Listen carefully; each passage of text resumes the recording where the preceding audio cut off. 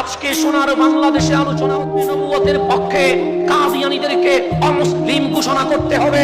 এর ইতিহাস যদি আমরা দেখি, আমরাই স্বাভাবিক বলবো, যদি আমার বাবার সম্মানের চাদর ধরে কেউ টান দেয় আমরা বসে থাকবো না।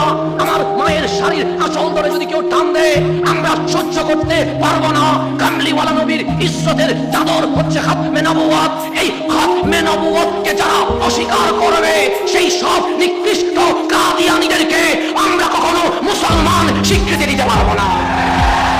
সেই খাতমে নবুয়ত আমার কামলিওয়ালা রসুলের শেষ নবী হওয়া, এটাই নবুয়তের চূড়ান্ত, এটাই আমার নবীর ইজ্জতের চাদর।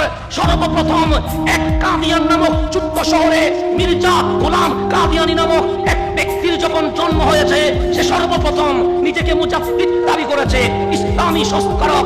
এরপর ইমাম মাহদী দাবি করেছে, এরপর দ্বিতীয় মাসিহ দাবি করেছে।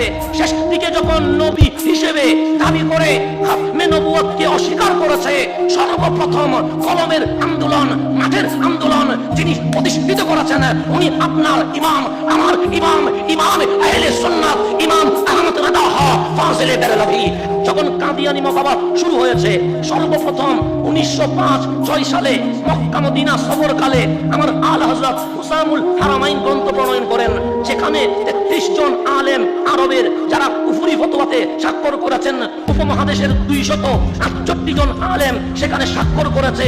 সেই কিতাবে আমার আলা হযরত মির্জা গোলাম কাদিয়ানীকে সরাসরি কাফের হিসেবে ফতোয়া দিয়েছে।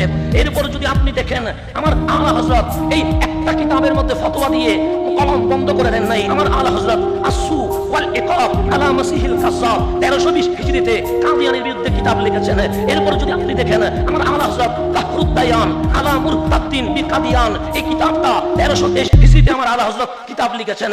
এরপর আপনি যদি দেখেন আল মুবিন খাতামুন নবিয়িন, এই কিতাব 1326 হিজরিতে লিখে শুধু হুসামুল হারামাইন এখানে নয়, শুধু ফাতওয়ায়ে রাজাবিয়া নয়, কাদিয়ানীদের বিরুদ্ধে 5টা কিতাব লিখে বিশ্ববাসীকে জানিয়ে দিয়েছে এই কাদিয়ানীকে কখনো মুসলিম স্বীকৃতি দেওয়া যাবে না।